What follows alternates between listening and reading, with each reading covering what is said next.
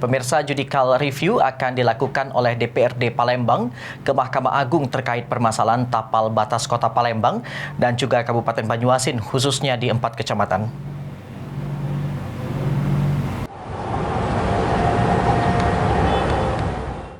Rapat pembahasan terkait dengan rencana pengajuan judicial review tapal batas Palembang Banyuasin dilakukan di DPRD Palembang dengan calon tim kuasa hukum. Dalam rapat tersebut, DPRD Palembang mendengarkan sejumlah materi bahan yang akan diajukan guna proses judicial review mendatang. Pihak DPRD Palembang akan mengajukan judicial review permasalahan tapal batas Palembang Banyuasin di 4 kecamatan dengan luasan hampir 40.000 meter persegi.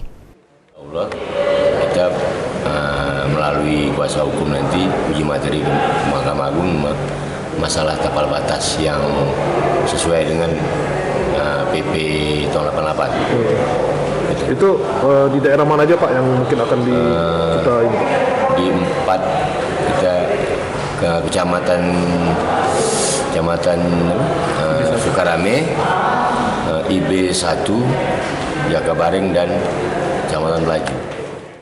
Atas rencana judicial review yang akan diajukan oleh DPRD Palembang, tim kuasa hukum mengapresiasi langkah DPRD Palembang dan akan menyusun draft judicial review itu sendiri serta mengacu pada PP nomor 33 agar wilayah Kota Palembang tidak berkurang. Tentunya nanti agenda itu lebih kepada pembahasan, nanti lebih teknis. Kami dia masih butuh koordinasi dengan Pak Firman ya, sama tadi kan dari arahan dari Ketua DPRD jelas Kota Palembang ya. Intinya dia mengacu pada PP 23 tahun 88 sehingga wilayah Palembang ini ya jangan berkurang lah. Dan tentunya ya sesuai dengan aturan yang ada sehingga wilayah tidak menjadi berkurang. Menurut rencana, proses judicial review akan dilakukan oleh DPRD Palembang pada bulan Oktober mendatang. Firman Hidayat, PAL TV.